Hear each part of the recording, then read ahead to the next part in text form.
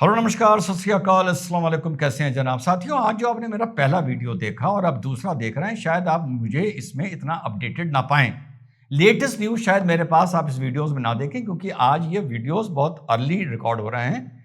मैं आज ट्रैवल कर रहा हूं दिल्ली, शाम तक इंशाल्लाह घर वापसी होगी। अपने घर लखनऊ शाम को लौट के आऊंगा। घर वापसी से मेरा यह मतलब था, ठीक है, तो होगी। तो साहब देर रात जो खबर आनी शुरू हुई है, यह खबर आई है साहब के एक तेहरान में बहुत जबरदस्त एयर स्ट्राइक हुआ है। डोनाल्ड ट्रंप बोल रहा है कि कम से कम 24 टॉप मोस्ट सीनियर लोग मारे गए हैं। अभी इस खबर को कम से कम हम वेरीफाई अभी सुबह तक, अर्ली मॉर्निंग तक नहीं कर सकते हैं। लेकिन यस, जो आईआरजीसी के इंटेलिजेंस चीफ थे माजिद खैदामी, उन्हें मार दिया गया है इस एयर स्ट्राइक में। वो मार दिए गए हैं। और साथ में आईआरजीसी के जो कॉमर्स हेड थे, जो आईआरजीसी के लिए ऑयल का बिजनेस, क्रिप्टो करेंसी, यूएई से ट्रांजैक्शन, यूएई के थ्रू पैसा आना वगैरह वगैरह देखते थे, रेजा अशरफी काई, हेड ऑफ कॉमर्स आईआरजीसी, उनको भी साथियों मार दिया गया है। इसके अलावा याजदान, मोहम्मद याजदान, जो कुछ फोर्स के यूनिट 840 के हेड थे, जिनका मुख्यतः काम था किडनैपिंग हो गई, असैसिनेशन हो गया, जो भी कोवर्ट ऑपरेशन होते हैं आईआरजीसी के, उसको ये हेड करते थे याजदान, ये भी मार दिया गया है साथियों। तो जो डोनाल्ड ट्रंप बता रहा है कि 20-25 लोग मारे गए हैं, उसको कंफर्म नहीं किया जा सकता। जो भी ईरान ने अभी तक कंफर्म किया है, मैं जिम्मेदारी से वो ही आप लोगों को बता रहा हूं। इस बीच कहूंगा झल्ला के, या वार्निंग के तौर पर, या इस नजरिए से कि क्या यही भाषा इन्हें समझ में आएगी, डोनाल्ड ट्रंप ने एक बहुत ही अजीबो गरीब ट्रुथ सोशल पर लिखा, जहां पर उसने गाली गलौज का प्रयोग किया। वो आप देख सकते हैं क्या लिखा, उसको दोहराने का कोई फायदा नहीं है। इस गाली गलौज के बाद भी ईरान ने जवाब व्यंग की तौर पर दिया है। 10 दिन की मोहलत दी थी डोनाल्ड ट्रंप ने कि कोई ना कोई सीजफायर कर लो, स्ट्रेट ऑफ हॉर्मुज खोल दो। लेकिन 2 दिन जब बचे थे, उसने कहा 48 घंटे तुम्हारे पास और हैं, खोल दो वरना तबाही मचा दूंगा। मंडे को ब्रिज गिरा, ट्यूसडे को ब्रिज गिराए जाएंगे, वेनेसडे को पावर ग्रिड्स गिराई जाएंगी वगैरह वगैरह। इसके अतिरिक्त स्टील प्लांट्स, जो एक और आईआरजीसी का जहां से एक पैसे का स्रोत था, वो लगभग 70-80% स्टील मैन्युफैक्चरिंग जो थी वो साथियों खत्म कर दी गई है। पेट्रोकेमिकल पर भी अटैक हो रहे हैं।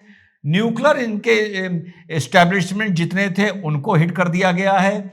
यूएई ने, जो इनकी ट्रांजैक्शंस में यूएई मदद करता था, उसी यूएई को सबसे ज्यादा आईआरजीसी ने हिट किया है। यूएई ने इनके ट्रांजैक्शंस पर साथियों रोक लगा दी है।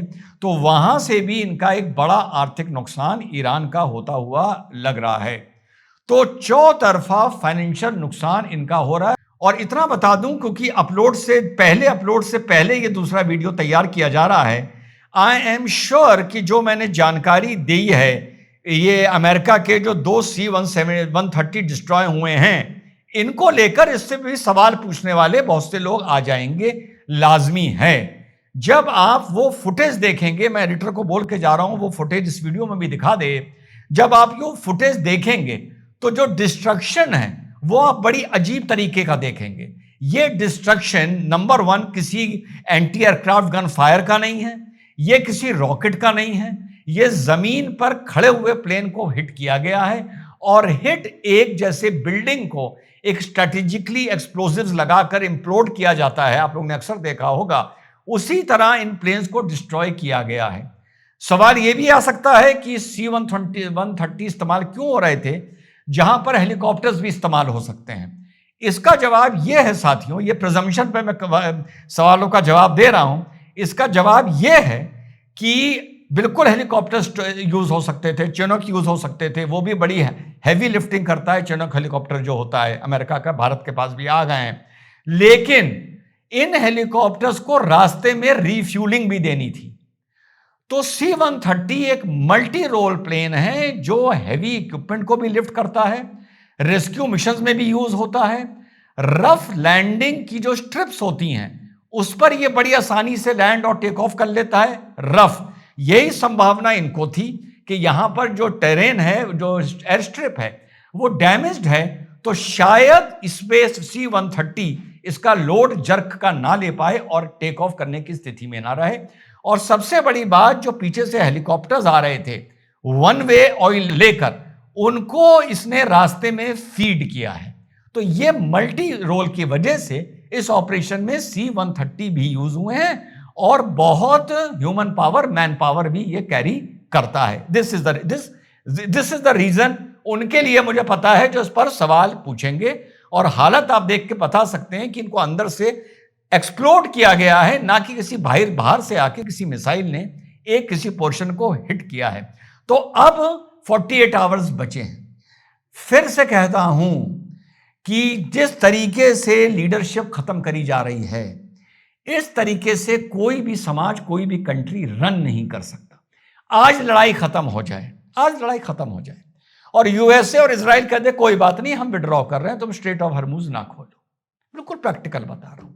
तुम निकल के आओ बाहर, हम तुम्हें मारेंगे।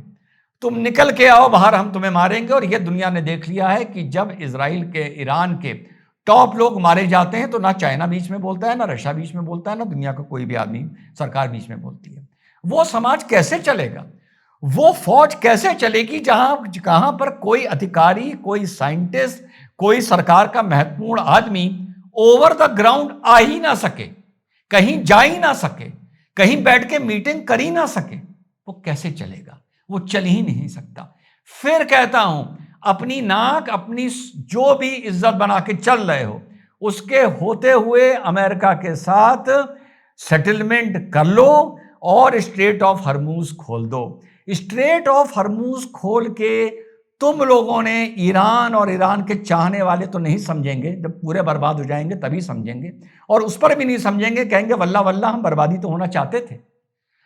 तुमने बहुत गलत बयाना ले लिया है। तुमने एनर्जी पर अपना कंट्रोल स्टैब्लिश करने की कोशिश की है। याद रखो, एनर्जी पर। यह एनर्जी वो चीज है जो दूसरे की लेने के लिए अमेरिका किस हद तक चला जाता है। इराक में भी देख चुके हो, लिबिया में भी देख चुके हो, वेनेजुला में भी देख चुके हो। ठीक, किस हद तक चला जाता है। यहां तुम ये कह रहे हो कि हमारी तो छोड़ो, हम अमेरिका के अलाइज की भी एनर्जी को डिस्टर्ब करेंगे, उन्हें कंट्रोल करेंगे, उनसे टोल टैक्स लेंगे। बहुत बड़ी गलती कर दिए हो। आज से 15 दिन पहले भी समझाया था, जब एक वीडियो बनाया था कि अमेरिका को क्या राय है, ईरान को क्या राय है कि स्ट्रेट ऑफ हरमुज खोल दो। स्ट्रेट ऑफ हरमुज और एनर्जी के चक्कर में यूएसए किस हद तक चला जाएगा। जो इनके JASSM long range, extra range missiles आए हैं, 1000 पैसिफिक रीजन से अमेरिका ने ये मिसाइल ईरान पर हिट करने के लिए मंगवाए हैं। जाके पढ़ लेना, JASSR एक्स्ट्रा रेंज 1000। ये 1000 मिसाइल, वो न्यूक्लियर छोड़ जाओ, वो तो जाहिल लोग हैं जो बातें करते हैं सोशल मीडिया पर कि न्यूक्लियर अटैक भी हो सकता है। ये 1000 मिसाइल ऊपर से लेके नीचे तक, कोई इंफ्रास्ट्रक्चर, कोई ब्रिज, कोई न्यूक्लियर पावर रिएक्टर, कोई पावर ग्रिड, कोई महत्वपूर्ण बिल्डिंग, कुछ नहीं छोड़ेंगे, कुछ नहीं। जैसे तैसे करके, भले पाकिस्तान को लिफ्ट देके, कुछ करके, उसकी बात मान के इस लड़ाई को, बता रहा हूं, खत्म कर दो। कहीं 48 घंटे बाद भी इसका सेटलमेंट नहीं हुआ और अमेरिका ने ये अपने 1000 JASSM दाग दिए, तो कुछ नहीं बचेगा। रील बनाने का भी दम नहीं रहेगा। सिर्फ माशाल्लाह, वल्ला वल्ला, हम यही तो चाहते थे। सब ईरान और ईरान के समर्थक करते रह जाएंगे। मैं जो ये बात बोल रहा हूं, ये ईरान के लोगों के लिए दर्द रख के बोल रहा हूं, ना कि व्यंग में बोल रहा हूं। जय हिंद, वंदे मातरम, खुदा हाफिज।